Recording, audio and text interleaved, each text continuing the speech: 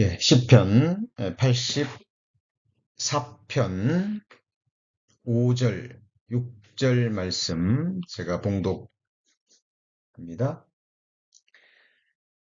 주께 힘을 얻고 그 마음에 시온의 대로가 있는 자는 복이 있나이다. 저희는 눈물 골짜기로 통행할 때 그곳으로 많은 샘의 곳이 되게 하며 이른 비도 은택을 입히나이다. 예, 시편 84편 강의 6번째 시간입니다. 저희가 눈물 골짜기로 통행할 때에 그곳으로 많은 샘의 곳이 되게 하고 라는 말씀이 주는 또 교훈과 가르침이 무엇인지 배워가고 있습니다. 우선 우리가 항상 인지해야 할 것이 누가 눈물 골짜기를 통행하느냐 하는 부분입니다. 자, 여기 6절의 첫 부분, 저희는 눈물 골짜기로 통행할 때에 이렇게 돼 있죠. 그러면 저희는 누구를 가리킵니까? 바로 앞에 있는 5절이죠. 바로 주께 힘을 얻고 마음의 시온의 대로가 있는 자들, 곧 그 사람들이 바로 구원받은 그리스도인들이죠. 매일 매 순간 모든 일에 하나님께서 공급하시는 힘으로 사는 사람들이죠. 그리고 마음의 시온의 대로 우리가 배웠듯이 곧 천국 가는 확실한 길이 있는 사람들, 구원받은 우리 그리스도인들은 반드시 눈물 골짜기를 통행한다라는 말씀입니다. 눈물을 흘릴 수밖에 없는 그 골짜기를 통행한다는 말씀인데요. 자, 그 바로 눈물 골짜기를 통행할 때 바로 그곳에서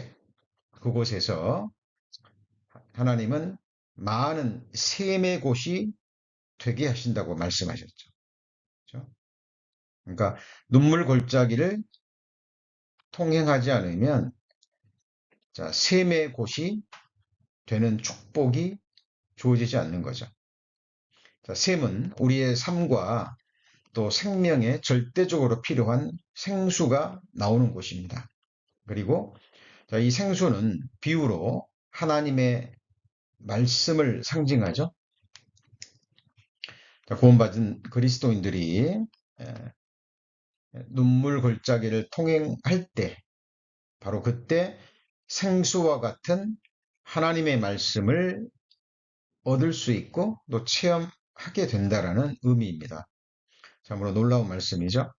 그런데 성경에 기록된 눈물 골짜기는 여러 종류의 골짜기가 있음을 성경은 가르치고 있죠. 그래서 우리가 첫 번째 골짜기로 지난주에 배운 골짜기 이름이 뭐였습니까? 아골 골짜기였죠. 자, 이번 주는 지난주에 배우신 부분을 우리의 구체적인 삶에 어떻게 믿음으로 적용할 것인지 그 부분에 대해서 함께 상고해 보겠습니다. 자, 말씀을 배우셨다면 반드시 그 말씀을 우리 마음 곳간에 정리하셔야 됩니다. 말씀을 분별하시고 정리가 돼야 되죠. 그리고 성령의 도우심으로 우리의 생활 속에 적용이 돼야 됩니다. 그래야만 그 말씀이 주는 은혜와 축복과 유익을 얻으실 수 있는 겁니다. 그래서 우리가 말씀을 배우는 거죠. 말씀을 믿음으로 적용함이 없으면 사탄이 와서 바로 그 말씀을 앗아가 버립니다. 우리 시편 84편 붙잡아 놓으시고요. 히브리서 4장 2절 말씀을 찾습니다. 히브리서 4장 2절 말씀. 평소 때 늘 강조했던 말씀이죠. 저희와 같이 우리도 복음을 전함을 받은 자이나 그러나 그들 들은 바 말씀이 저희에게 유익되지 못한 것은 같이 읽습니다. 듣는 자가 믿음을 화합지 아니함이라. 말씀을 듣기는 듣는데 말씀이 저희에게 결코 유익되지 못해요. 이유는 단 한 가지입니다. 믿는 자가 믿음을 화합지 아니하기 때문에. 자, 믿음을 화합한다라는 것은, 자, 믿음은, 성경에서 말하는 믿음은 반드시 생활과 행동으로 연결되게 돼 있어요. 자, 믿음을 화합지 않기 때문에 우리 마음과 삶에 적용이 안 되는 거죠. 믿음의 행위가 나오지 않는 거예요. 자, 그러니까 말씀의 능력을 체험하지 못하는 겁니다. 자, 이것이 반복되잖아요. 이것이 반복되면 자, 사탄이 속삭이죠. 말씀을 들으면 뭐하니?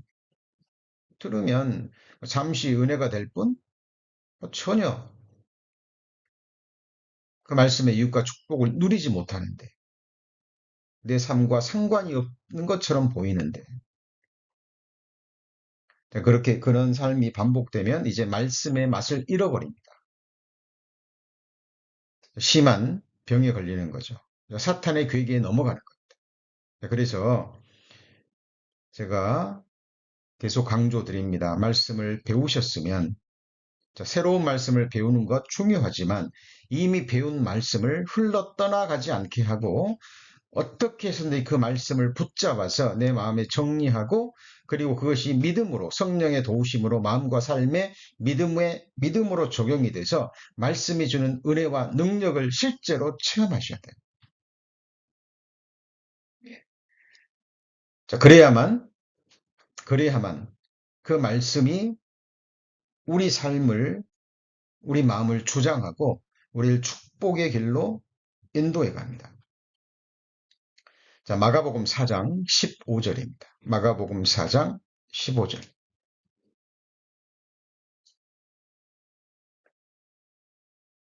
자, 마가복음 4장 15절. 말씀이 길가에 뿌리웠다는 것은 이들이니 곧 말씀을 들었을 때에 사단이 즉시 와서 저희에게 뿌리운 말씀을 빼앗는 것이요. 예수님이 직접 주신 비유의 말씀이죠. 자, 사람의 마음의 상태를 나타내고 있는데 그 중에 한 가지가 바로 길가와 같은 마음이에요. 이게 말씀을 듣는데 마음이 말씀에 있지 않는 거죠. 엉뚱한 곳에 가 있는 거예요. 길가에 가 있는 겁니다. 그러니까 하나님께서 아무리 말씀을 주셔도 그 말씀이 마음에 뿌려지는 것이 아니라 길가에 뿌려져 버리는 겁니다. 그러니까 사탄이 와서 그 말씀을 앗아가 버리는 겁니다. 자, 우리 지난 시간에 아간에 대한 말씀을 배웠습니다. 자, 아간이 하나님께 바쳐진 것들을 도둑질함으로 자, 그 죄를 자백하고 회개할 기회를 주셨죠. 하나님이 아간이 하나님께 바쳐진 물건을 도둑질하고 감추었을 때 바로 징계를 내리신 것이 아니라 아간이 충분히 회개하고 깨닫고 하나님 앞에 나와서 자백할 기회를 여러 번 주셨습니다. 자, 우리가 악을 골짜기에서 배워야 될 교훈이 도둑질하면 하나님의 죄를 범하면 죽는다. 이게 아닙니다. 그것이 악을 골짜기가 주는 교훈이 아니에요. 아간에게 회개할 기회가 주어졌는데 끝까지 회개하지 않았다라는 겁니다. 제비뽑기를 해서 자기가 자기 이름이 드러날 때까지 자백하지 않았어요. 자, 그래서 징계를 받아서 그의 가족들뿐만이 아니라 그에게 속한 모든 것, 짐승들까지 죽임을 당한 장소가 바로 아골 골짜기죠. 그때부터 아골 골짜기 하면 이제 하나님의 백성들이 큰 죄를 범하고 회개하고 그 죄를 버리지 않았을 때 주어지는 무서운 징계를 상징하는 골짜기가 되었습니다. 자, 이걸 배우셨죠? 자, 배우셨으면 그것을 이제 마지막 시대를 살아가는 우리 구원받은 그리스도인들, 그 누구도 아닌 내 자신의 마음과 삶의 믿음으로 적용이 돼야 됩니다. 어떻게 적용해야 될까요? 어떻게 적용해야 이 악을 골짜기가 주는 교훈을 내 것으로 만들 수 있을까요? 자, 징계를 주시는 이유는 자, 하나님은 우리의 유익을 위해서입니다. 그죠? 징계가 없으면 사생자요 참 아들이 아니라 그랬죠. 그러니까 징계는 하나님의 아들이라는 결정적인 증거도 돼요. 그러나 그것으로 끝나면 안 되죠. 하나님은 우리의 유익을 위해서, 하나님의 거룩하심에 참여케 하시기 위해서입니다. 그런데 아간이 당한 징계는 어떤 징계입니까? 죽음이죠.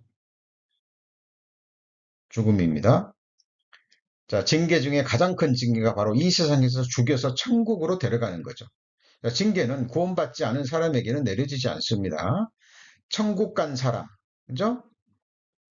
하나님께 힘을 얻고 마음의 시온에 데려가 있는 사람들, 구원받은 그리스도인들에게 징계가 내리는 거예요. 그런데, 자, 가장 큰 징계가 뭐냐면, 바로 죽여서 천국으로 데려가는 겁니다. 왜 그렇게 하실까요? 구원받은 그리스도인들이 죄를 범합니다. 근데 하나님이 여러 번 회개할 기회를 주시고, 징계를 내리시는데 어떤 경우는 그것이 징계인지도 깨닫지도 못하죠.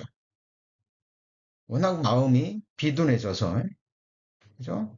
죄에 대해서 민감하지 못합니다. 그런 생활이 계속 돼버리면 아둔해져 버리죠. 그죠? 마치 엘리 제사장이 그런 죄를 범하다가 마지막에 목이 부러져 죽는 것처럼. 그래서 회개하지 않는, 계속해서 회개하지 않는, 그리고 죄 가운데 살아가는 그리스도인들이 그대로 계속 살아간다면 하나님과 하나님의 백성들, 그리고 자신에게도 결코 유익이 되지 않죠. 그죠? 그리스도의 심판대 앞에 섰을 때 더 큰 책망과 부끄러움을 당할 뿐입니다. 그래서 하나님은 하나님의 이름과 또 백성들과 무엇보다 그 당사자를 위해서 하나님은 그 사람을 데려가시는 거예요. 죽음을 통해서.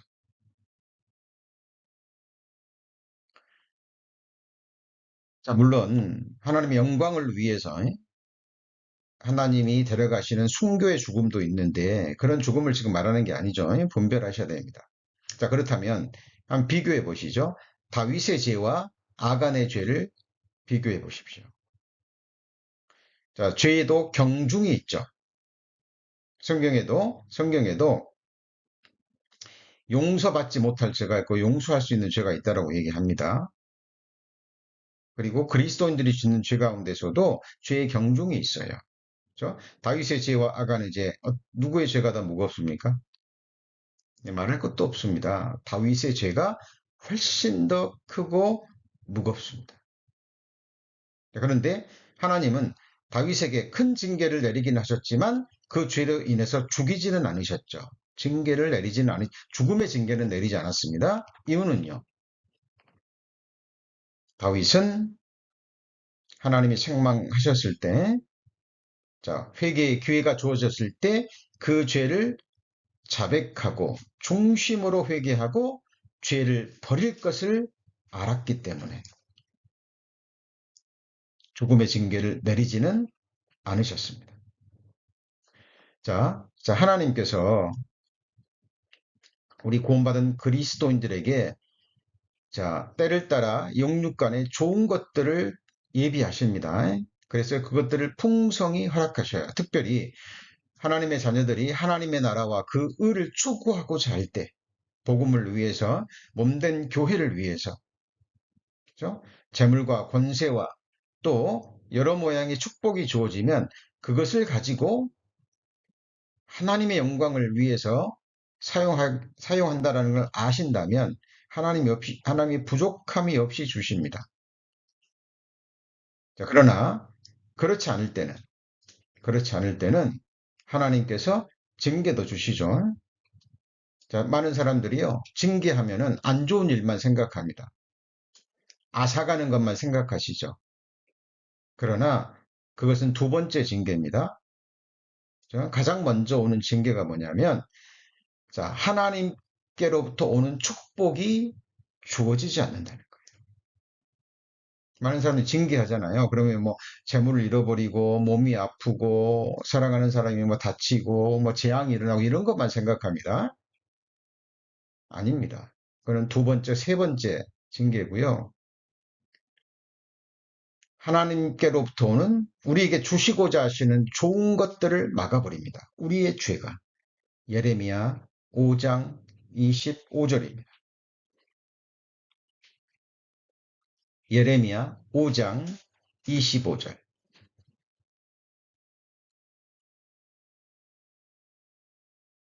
예레미야 5장 25절.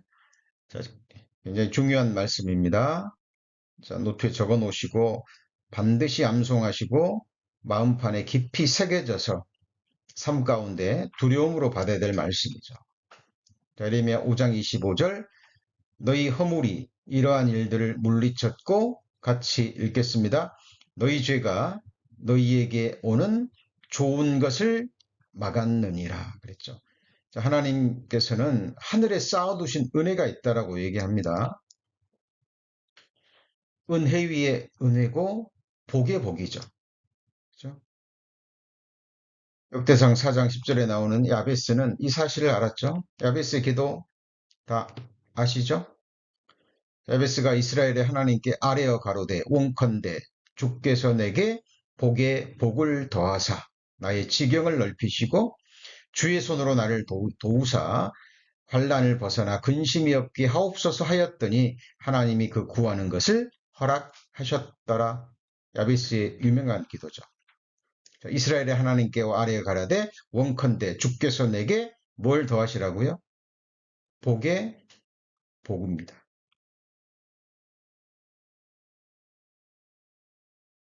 짧은 기도지만 그 속에 굉장히 많은 것이 담겨져 있습니다. 그죠? 하나님은 우리의 지경이 넓혀지는 것을 원하시죠? 하나님을 아는 지식의 지경, 하나님을 향한 그 섬김의 지경, 뿐만 아니라 하나님의 축복을 받기 위한 우리 그릇의 지경이죠. 자, 축복받을 그릇이 준비되지 않으면 하나님은 부어주고 싶어도 부어주지 못하십니다. 그죠? 남편이 죽은 그 과부가, 그죠? 예, 하나님으로부터, 그 선지자로부터 병을 많이 준비하라고 얘기하죠. 그죠? 음, 그 병을 준비한 만큼만 기름을 받을 수 있었습니다. 하나님이 우리에게 행하시는 일 중에 하나가 우리의 마음을 넓히는 겁니다. 그죠? 우리의 마음도 넓히고, 우리의 시야도 넓히고, 구원받은 그리스도인들이요, 내 자신의 삶에 묶여가지고 바로 눈앞만 보고 거기에 묶여 있다면 하나님은 그만큼밖에 축복을 주지 않으시죠. 우리의 시야도, 우리의 마음도 우리 계속 넓혀 가야 됩니다. 그래서 너희 허물이 이러한 일들을 물리쳤고 너희 죄가 너에게 오는 좋은 것을 막았느니라.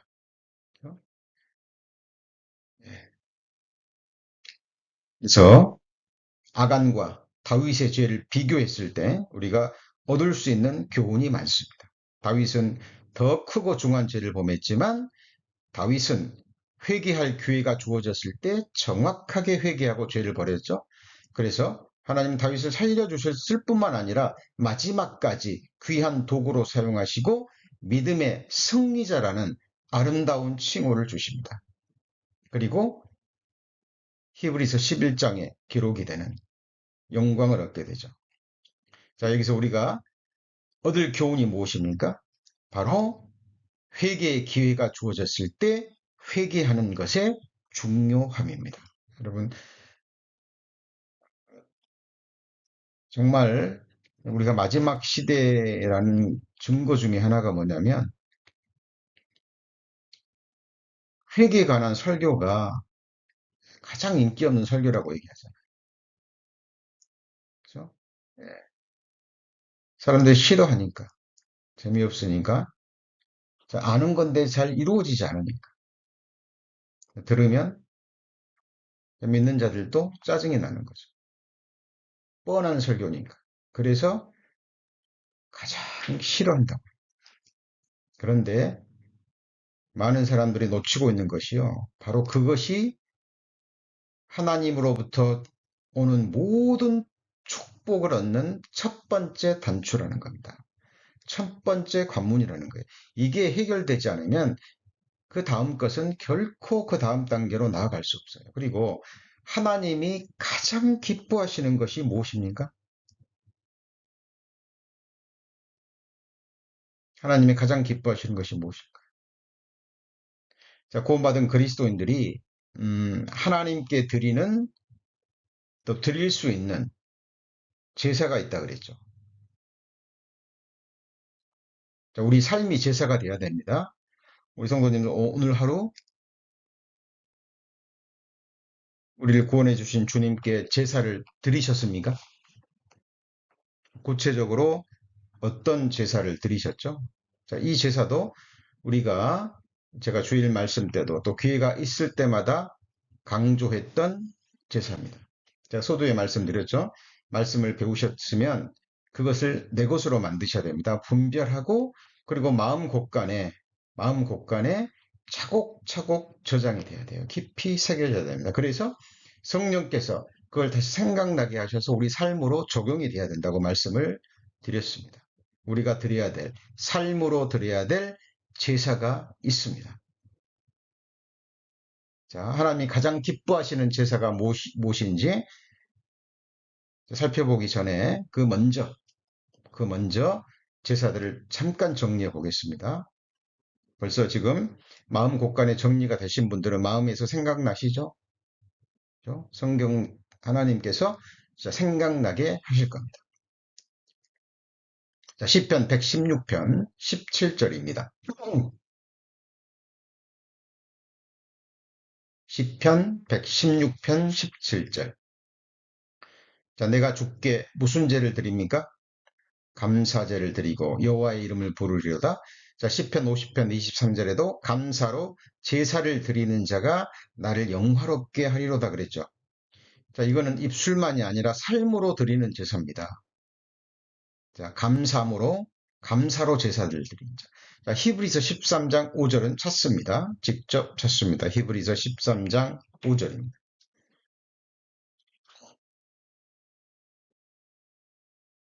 자, 히브리서 13장 5절 되셨죠? 자, 우리가 예수로 말미암아 항상 찬미의 제사를 하나님께 드리자. 이 말씀에서 히브리서 13장 5절 말씀에서 키워드가 무엇일까요?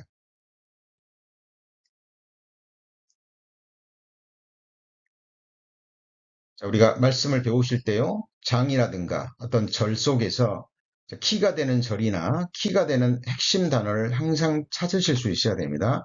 성경 공부에 있어서 가장 첫 번째 중요한 것이 뭐냐면 관찰입니다. observation이에요. 해석하기 전에 관찰입니다. 그래서 핵심 단어를 뽑아내는 거죠. 히브리서 13장 5절의 핵심 단어가 뭡니까? 항상입니다. 항상. 자, 항상이라는 것은 무슨 말이죠? 기쁠 때나, 그죠?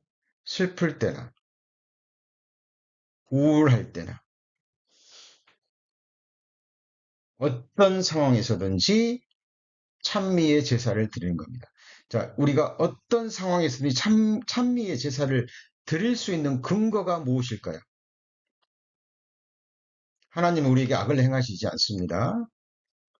우리에게 고난을 주실 때도, 구원받은 그리스도인들에게 아픔을 주실 때도, 어떤 어려운 일을 주실 때도 그 뒤에는 하나님의 축복이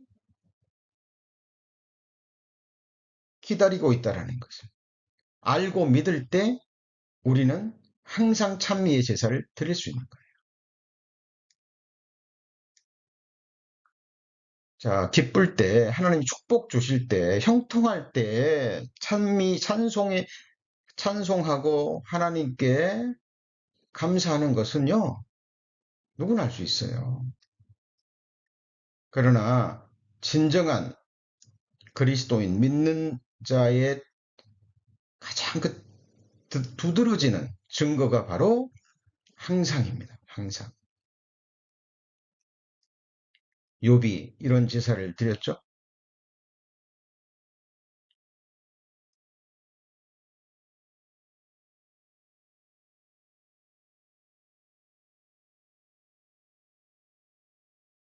한국에 있을 때 제가 한국에 있을 때 어, 한 형제님이요. 찬양대 찬양대에 직분을 맡고 있는 분이었는데 어, 힘든 일이 있었나 봅니다.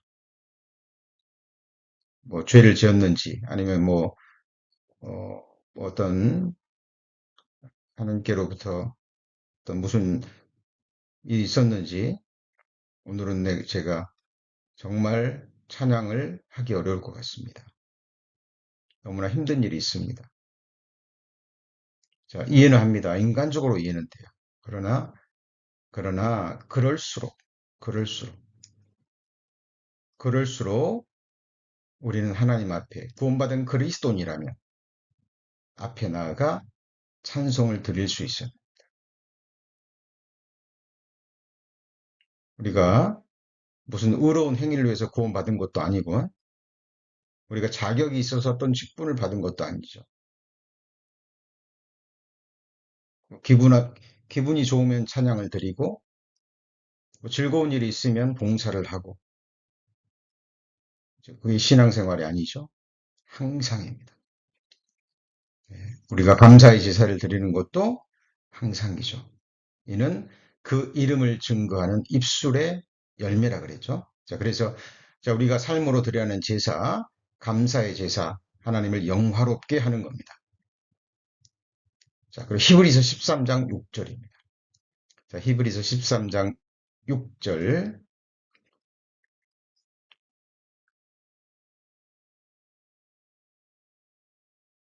자, 히브리서 13장 6절. 16절입니다. 히브리서 13장 16절. 자, 오직 선을 행함과 서로 나눠주기를 잊지 말라. 이 같은 제사는 하나님이 기뻐하시느니라 그랬죠. 자, 그래서 자, 선을 행함과 서로 나눠주기를 잊지 말라 그랬죠. 특히 믿음의 가정들에게 먼저 하는 겁니다. 이것이 뭐라고요? 제사라고 말씀합니다. 자, 그리고 빌립보서 4장 18절입니다. 빌립보서 4장 18절. 자, 복음을 위해서 드려지는 제물이 있습니다. 빌립보서 4장 18절. 내게는 모든 것이 있고 또 풍부한지라 에바드로 디도편에 너희의 준 것을 받음으로 내가 자, 빌립보서 4장 18절. 찾으셨나요? 자, 내게는 모든 것이 있고 또 풍부한지라 에바브로 디도편에 너희의 준 것을 받음으로 내가 풍족하니 이는 받으실 만한 뭐라 그랬죠? 향기로운 제물이요 하나님을 기쁘시게 하는 것이라 라고 말씀하십니다. 그 사람에게 하나님이 19절에 나의 하나님이 그리스도 예수 안에서 영광 가운데 그 풍성한 대로 너희 모든 쓸 것을 뭐 하신다 그랬죠? 채우시리라 라고 말씀하십니다. 주라 그러면 흔들어 넘치도록 주시리라 그러죠. 왜 나누지를 못할까요? 왜 복음을 전하는 일에 인색할까요? 이 말씀을 믿지 않기 때문에 그렇습니다.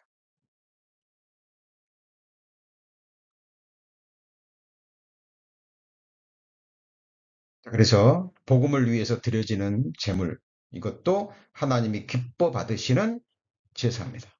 자, 그리고 로마서 12장 1절 로마서 12장 1절 로마서 12장 1절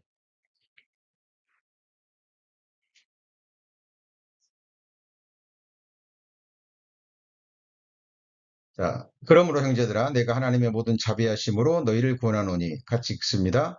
너희 몸을 하나님이 기뻐 받으시는 거룩한 산 제사로 드리라. 이는 너희의 드릴 영적 예배니라 그랬죠.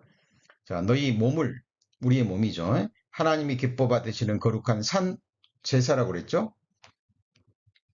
자, 제물로 번역해도 무리가 없습니다. 자, 우리 몸은 하나님이 지으셨고 하나님 피로 사신 하나님의 것입니다. 하나님의 것을 다시 하나님께 드리는 겁니다. 근데 죽여서 드리는 것이 아니죠. 구약시대 짐승으로 드리는 제사처럼 죽여서 드리는 것이 아니라 산 제사입니다. 그러니까 삶으로 드리는 제사라는 겁니다. 이것이 우리의 드릴 영적 예배라 그랬죠. 자, 몸을 드리는데 이것이 바로 영적 예배입니다. 그러니까 우리의 삶으로 드리는 제사입니다. 이것이 바로 산 제사입니다. 자, 그리고 잠언 23장 6절입니다. 잠언 23장 6절.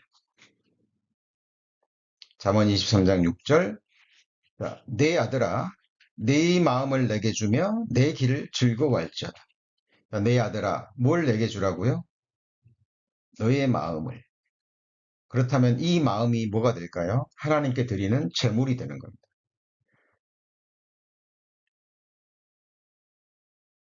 우리 반석에서 배우셨죠? 반석. 그죠? 손가락 한번 펴보시죠. 손가락으로 펴보시겠습니까? 자, 나를 지으신 반석. 그 다음에요. 나를 지으신 반석, 나를 거듭나게 하신 반석이죠? 그렇죠? 그리고 그 반석이 나의 구원의 반석이죠. 그리고 그 반석이 따르는 신령한 반석이죠. 때를 따라 모든 것을 공급하시는, 그죠? 따르는 신령한 반석. 그래서 나를 만족시키는 반석, 만족해 하시는 반석이죠. 그죠? 그리고 능력과 힘의 반석이죠. 영원히 의뢰할 반석. 그리고 그 다음에 뭐야? 마음의 반석. 내 마음 둘 곳이죠. 그죠? 그리고 피할 반석. 그리고 거치는 반석, 걸리게 하는 반석. 그리고 그 반석이 바로 나의 반석이죠. 그죠? 마음에 새겨져 있어야 됩니다. 그죠? 다 이루었다 하신 주님이 바로 나의 반석입니다. 나의 반석까지 하면 10가지 반석이죠. 9가지 반석인데 그 반석이 바로 누구 반석이에요? 나의 반석입니다. 그 중에 하나가 마음의 반석, 내 마음 둘 곳이죠. 그죠? 그래서 이 마음이, 내 마음이 하나님께 드리는 제물이라니까. 그죠? 그래서 내 마음의 묵상, 내 마음의 묵상이 연락되기를 원하나이다. 다윗이 그랬죠. 내 입의 말과 내 마음의 묵상이 주의 앞에 어떻게 된다고요? 연락된답니다. 다윗이 고백하기를. 자, 그러니까 우리 성도님들 입에서 나오는 모든 말도 하나님께 드려지는 뭐가 될까요?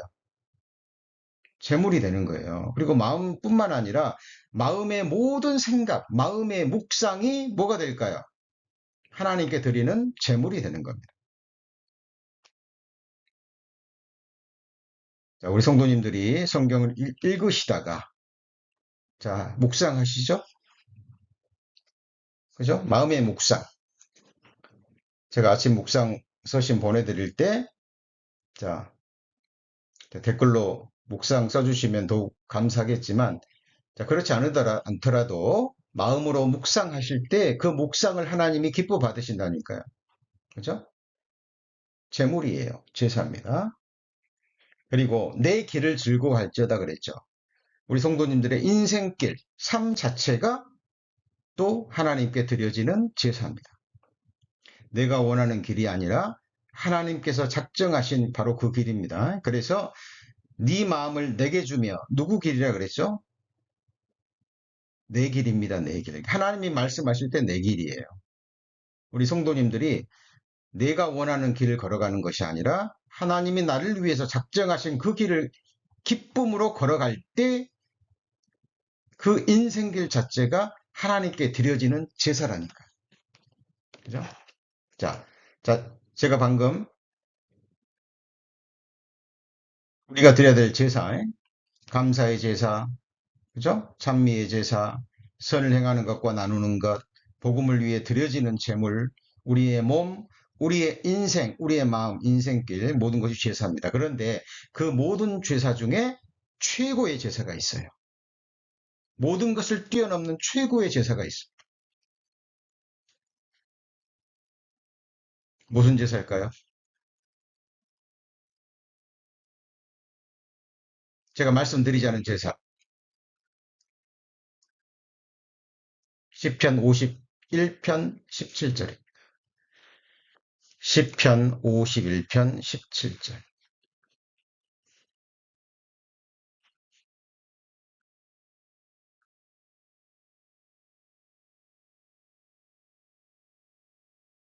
시편 51편 17절.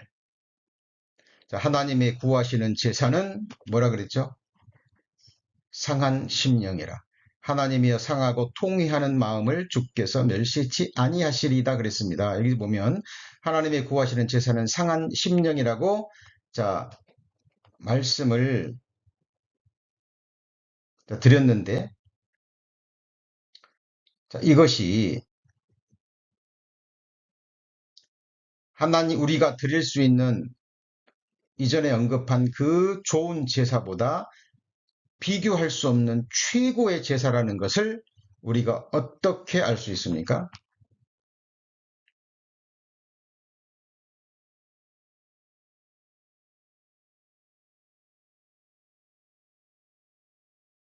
그냥 설교자의 해석인가요? 어떻게 알 수 있죠? 우리가 드리는 방금 드린 감사의 제사, 찬미의 제사, 우리의 마음으로, 우리의 재물로, 우리의 몸으로, 삶으로 드리는 제사. 그게 뭐냐면 한마디로 의인의 제사입니다. 의인이, 의인이 하나님 앞에 잘 삶으로 드리는 제사예요. 그러나 그것보다 비교할 수 없이 하나님이 기뻐 받으시는 제사가 있다니까요. 그것이 바로 방금 말씀드린 상한 심령입니다. 그렇죠? 본받은 그리스도인들이 누가 온전하게 살아갈 수 있습니까? 그렇죠? 늘 자기 자신을 돌아보고 자기 죄를 발견하고 허물을 발견하고 그것의 심각성을 깨닫고 하나님 앞에 상한 심령으로 드릴 때 뒤로 물러가 침륜에 빠지라는 게 아닙니다. 낙담하라는 게 아니에요. 이 회개의 제사를 하나님께서 가장 기뻐하십니다. 시편 34편 18절입니다. 시편 34편 18절.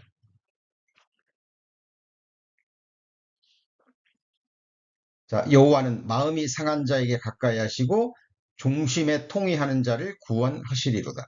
자, 이 말씀은 구원받지 못한 사람이 하는 회개도 포함되지만 구원받은 그리스도인들이 생활 가운데 하는 회개도 포함됩니다. 자, 이렇게 말할 수 있는 근거의 말씀을 찾아보겠습니다. 누가복음 15장 7절입니다. 누가복음 15장 7절. 자, 누가복음 15장 7절.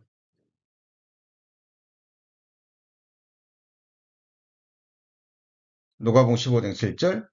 자, 내가 너에게 이르노니 이와 같이 죄인 하나가 회개하면 하늘에서는 회개할 것 없는 의인 99을 인하여 기뻐하는 것보다 뭐 한다 그랬죠? 더하리라. 자, 구원받은 그리스도인들이 구원받지 않은 사람들이 회개하는 회개도 기뻐하시지만 구원받은 그리스도인들이 죄를 깨닫고 온전한 삶을 갈망하기 때문에 매일 회개하는 심령으로 하나님 앞에 나아가는 그 사람을 하나님이 어떻게 하신다고요? 기뻐하십니다. 그러니까 하나님이 가장 기뻐하시는 죄가 무슨 제사예요? 회개의 제사입니다. 자, 그것을 알 수 있는 대표적인 구절 한 구절 찾아보죠. 열왕기상 21장 27절입니다. 열왕기상 21장 27절, 제가 여러 번 강조했던 말씀입니다. 열왕기상 21장 27절. 열왕기상 21장 27절. 아합이 이 모든 말씀을 들을 때에 그 옷을 찢고 굵은 배로 몸을 동이고 금식하고 굵은 배에 누우며 행보도 천천히 한지래. 여호와의 말씀이 디셉 사람 엘리야에게 임하여 가라사대, 아합이 내 앞에서 경비함을 내가 보느냐. 저가 내 앞에서 겸비함을 인하여 내가 재앙을 저희 시대에 내리지 아니하고 그 아들 시대에야 그 집에 재앙을 내리리라 하셨다. 아합이 나봇의 포도원을 빼앗아 버리죠. 이세벨의 도움을 받아서. 이 사실을 알고 하나님께서 재앙을 선포합니다. 그러니까 그 재앙의 내용을 듣고 두려우니까, 무서우니까 잠시 회개하는 모습을 보입니다. 잠시입니다. 그 뒤에 보면 또 이 아합은 거짓 선지자 400명과 미가야 선지자, 하나님의 선지자를 분별하지 못하고 또 400명의 거짓 선지자의 말을 듣죠. 미가야 선지자를 옥에다 가둬 버립니다. 그리고 전쟁에 나가서 솔깃 사이로 화살을 맞고 죽죠. 하나님 모든 것을 아십니다. 그러나 하나님의 심판의 말을 듣고 잠시 이렇게 회개하는 그 모습을 보시고도 이렇게 기뻐합니다. 그리고 내리고자 하시는 재앙을 아합 시대에 내리지 않고 그 아들의 시대에 내리십니다. 아합이 얼마나 악한 사람입니까? 그죠? 이런 악한 사람, 우리가 볼 때는 당장 죽어서 심판받아야 마땅한 아합인데, 하나님은 이런 사람도 회개하기를 기다리시고 회개하는 약간의 모습만 보여도 이렇게 기뻐하셔요. 디셉 사람 엘리야에게 자랑하시잖아요. 엘리야야, 아합이 내 앞에서 겸비함을 네가 보느냐 라고 말씀하십니다.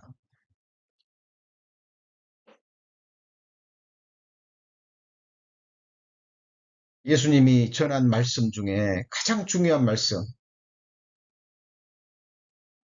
세 마디가 무엇입니까? 회개하고 복음을 믿어라. 천국이 가까워요. 이 세 말씀 속에 다 들어있어요. 그런데 인생들이 그 말씀을 싫어합니다. 우리 구원받은 그리스도인들은 그래서는 안 됩니다. 회개에 두 종류의 회개가 있습니다. 우리 성도님들 분별하셔야 돼요. 무슨 종류의 회개가 있다고요? 두 종류의 회개입니다. 사도행전 11장 18절입니다. 사도행전 11장 18절. 저희가 이 말을 듣고 잠잠하여 하나님께 영광을 돌려 가로되. 그러면 하나님께서 이방인에게도 생명 얻는 회개를 주셨다 하니라. 여기 무슨 얘기가 나오죠? 생명 얻는 회개. 그러니까 구원받지 않은 사람이 구원받기 직전에 하는 생명 얻는 회개입니다. 죄를 깨닫고 자기 인생의 방향을, 마음의 방향을 하나님께로 돌리는 거죠. 그래서 하나님을 향해 나아가는 겁니다.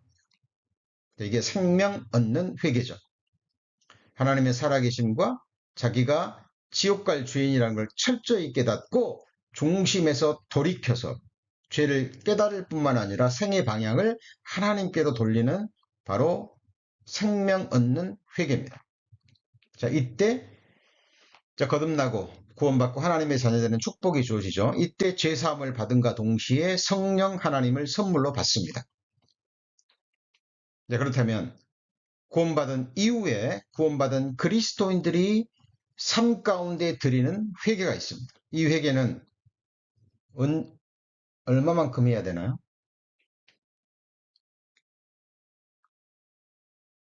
이거는 매일 할 수만 있다면 매 순간, 그리고 우리의 호흡이 끊어지는 순간까지 이 회개는 쉴 수 없습니다. 자, 다윗이, 아니, 다윗이 아니죠. 바울이 왜 마지막에 자기를 죄인 중에 괴수라고 얘기합니까? 여러분, 우리 그 말씀 잘 알고 있죠?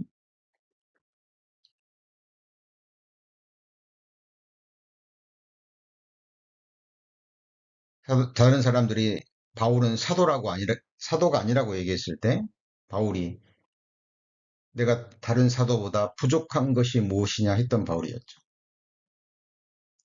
시간이 흘러가면서 다윗은 모든 성도 중에 지극히 작은 자보다 더 작은 자라고 얘기합니다.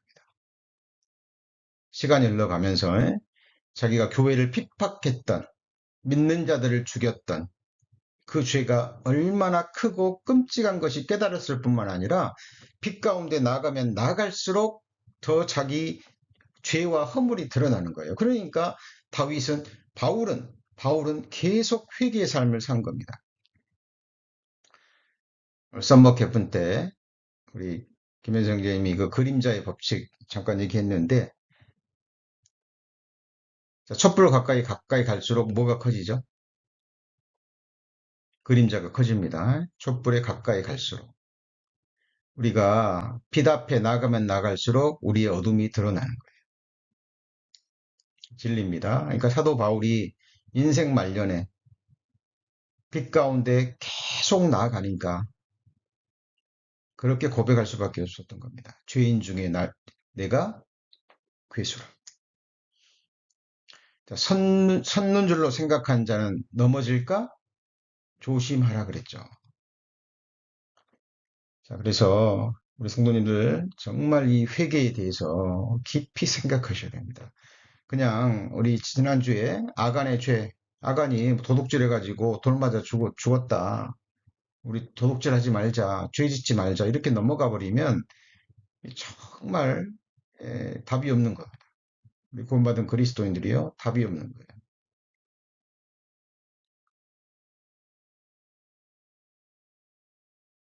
생명 얻는 회개를 통해서 우리는 영원한 생명을 얻었죠? 그렇다면 우리는 계속 회개해야 됩니다. 계속 회개해야 돼요. 요한일서 1장 9절입니다.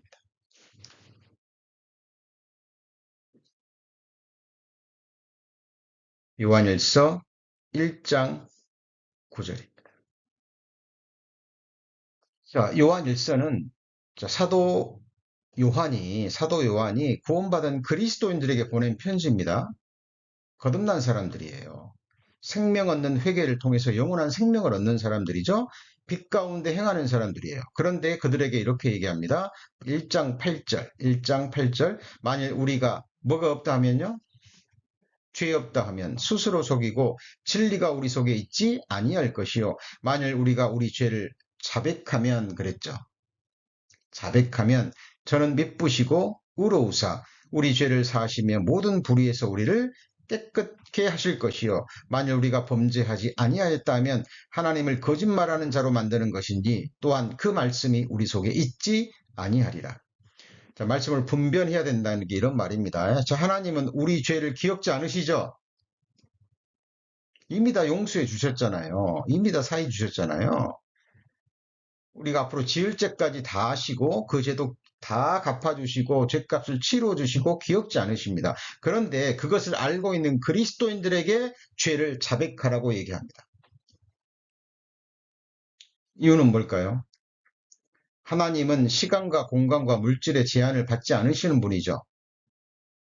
근데 우리는 시간과 물질의 제한 속에 가지고 있는 한계를 가지고 있는 피조물입니다. 그래서 우리가 구원받은 그리스도인들이 생활 가운데 짓는 죄가 있으면, 그 깨달아지면, 허물이 보이면 그때마다 우리는 뭐 해야 된다는 거예요? 이미 하나님이 아시고 가져가시고 용서받은 죄고 기억하지도 않는 죄지만 우리는 이 말씀을 따라서 우리는 하나님 앞에 자백해야 됩니다.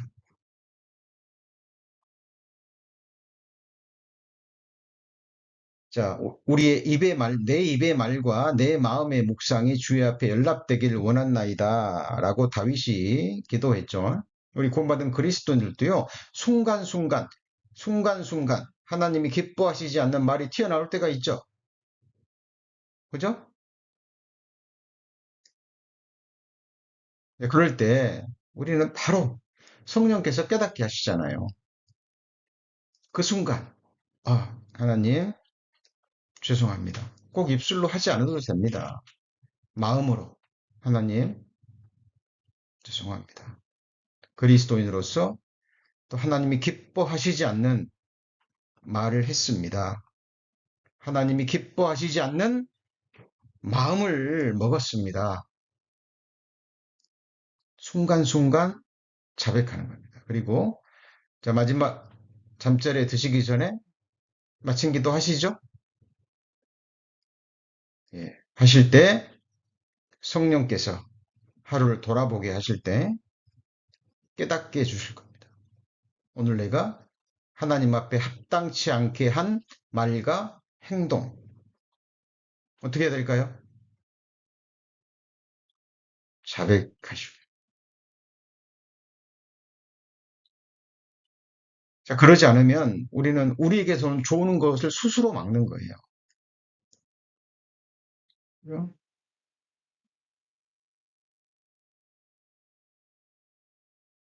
우리가 영원한 속죄를 받았기 때문에, 영원한 생명을 얻었기 때문에,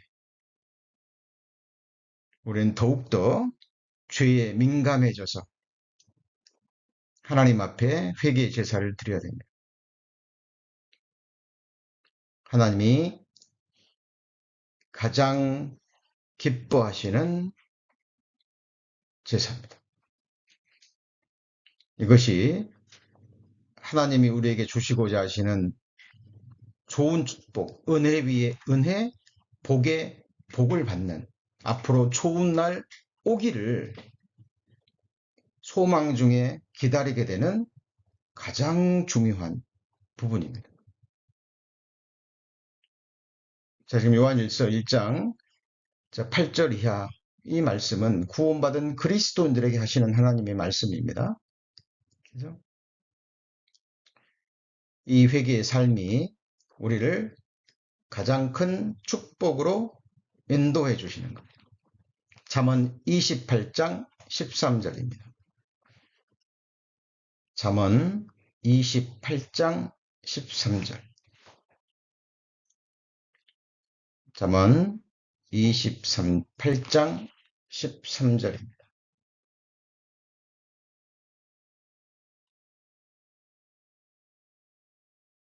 잠언 28장 13절. 같이 있습니다. 자기의 죄를 숨기는 자는 형통치 못하나 죄를 자복하고 버리는 자는 불쌍히 여김을 받으리라. 자기의 죄를 숨기는 자는 뭐하지 못해요? 형통치 못합니다. 그런데 죄를 자복하고 버리는 자는 불쌍히 여김을 받으리라. 자, 이 말씀은 구원받은 그리스도인들 뿐만 아니라 이 세상에서도 적용되는 거죠.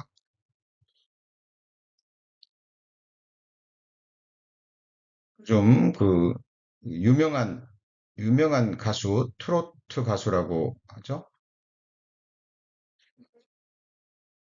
그 고등학교 때 그 음악 선생으로부터 이렇게 인정을 받아가지고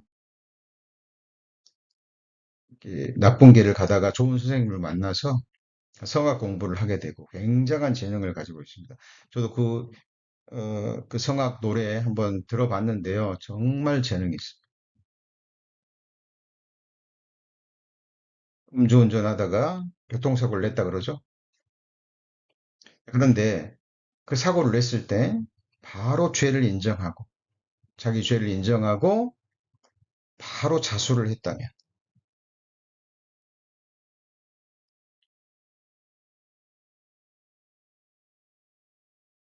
자 언론으로부터 대중으로부터 그래도 좀 불쌍히 여김을 받았겠죠.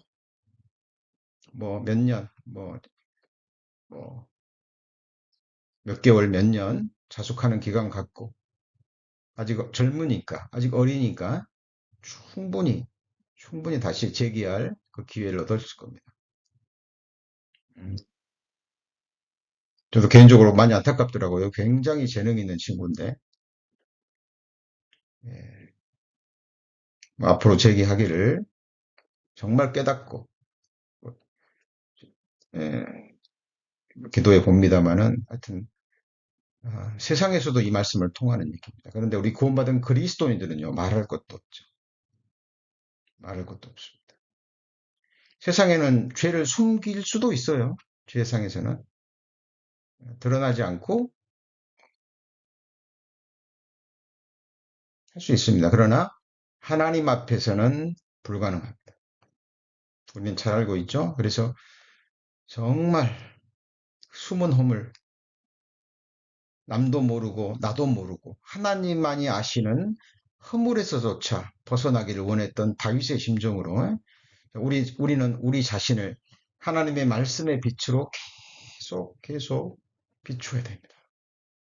그리고 숨기지 말고 있는 그대로의 모습 그대로 하나님 앞에 나가야 됩니다. 그리고 자복하고 그리고 버리고 또 버리기를 갈망해야 돼요. 그래서 하나님의 불쌍히 여기심, 긍휼히 여기심을 받으셔야 됩니다.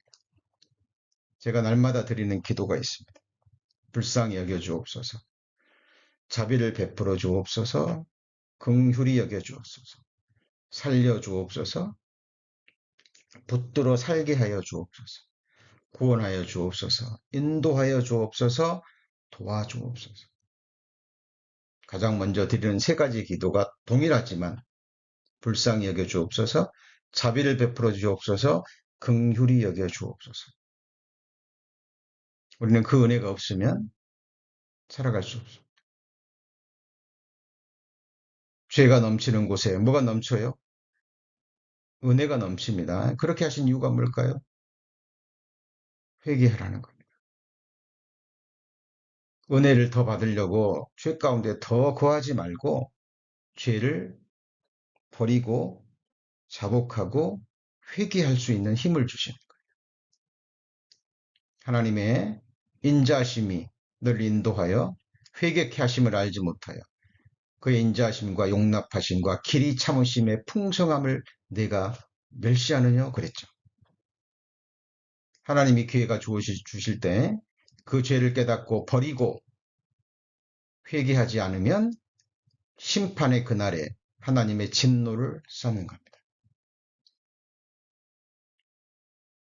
자, 저희들 지금 아간이 걸어갔던 그 악한 길, 그로 인해서 아간이 내려가야 됐던 징계의 골짜기, 아골 골짜기에 대해서 지난주에 배웠고 오늘 그 말씀을 우리 마음과 삶에 적용하는 부분에 대해서 배우셨습니다.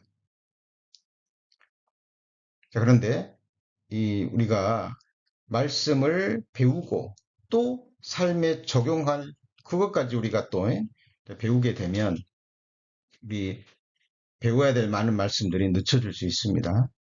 성도님들 믿음으로 적용하는 그 부분은 성도님들의 삶의 실천으로 옮겨야 될 부분입니다. 그래서 말씀을 들으시고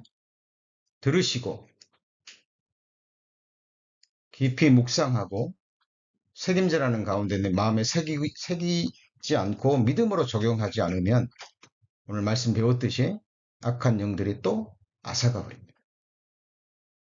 그러면 변화가 없거나 변화가 늦춰지는 거죠. 자, 그래서 우리 오늘 마지막 말씀으로 호세아서 2장 15절 지난주에 배웠지만 다시 한번 배웁니다. 그리고 다음 주에 배우게 될 우리가 말씀과 연관되는 말씀이니까 호세아서 2장 15절 자, 거기서 비로소 저희 포도원을 저에게 주고 악을 골짜기로 무슨 문이라 그랬죠? 소망의 문을 삼아 주리니 라고 되어 있습니다. 자, 악을 골짜기가 어디로 이어지는 문이에요? 소망의 문으로 연결되는 겁니다. 참된 소망은 악을 골짜기를 통과할 때 주어져요. 악을 골짜기를 통과하지 않는 그리스도인이 있을까요? 없을까요? 없습니다. 없습니다. 악을 골짜기, 눈물 골짜기를 통과하지 않는다면 마음의 시온의 대로가 없는 사람들이죠. 그래서 다음 주는 이 악을 골짜기가 왜 소망의 문이 되는지 우리 수년 전에 배웠던 느헤미야의 성문을 통해서 다시 한번 점검하고 또 우리 삶에 적용하는 부분을 또 배우시겠습니다. 기도하시겠습니다. 하나님, 저희들 시편 84편을 배워가고 있습니다. 성령께서 부어주시는 말씀, 또 가르쳐 주신 말씀 한순간도 놓치지 않게 하시고 그 모든 말씀 우리 마음에 깊이 새겨지고 또 정리되어서 성령의 도우심과 인도하심으로 우리 마음과 삶에 적용할 수 있도록, 그러므로 하나님이 우리에게 주시고자 하시는 그 모든 축복과 앞으로 우리에게 다가올 좋은 날들을 소망으로 기다리는 또 성도님들 되기를 원합니다. 한 사람도 길가와 같은 마음을 품지 않도록 참으로 말씀을 생명처럼 여기며 이 말씀만이 우리를 축복의 삶으로 인도할 수 있다는 이 분명한 사실 잊지 않고 하나님의 말씀을 늘 갈망하며 말씀과 동행하는 주의 자녀들 되게 하여 주옵소서. 오늘 함께해 주신 주님께 모든 감사를 드리며 우리를 구원해 주신 구주 예수 그리스도의 이름으로 기도합니다. 아멘.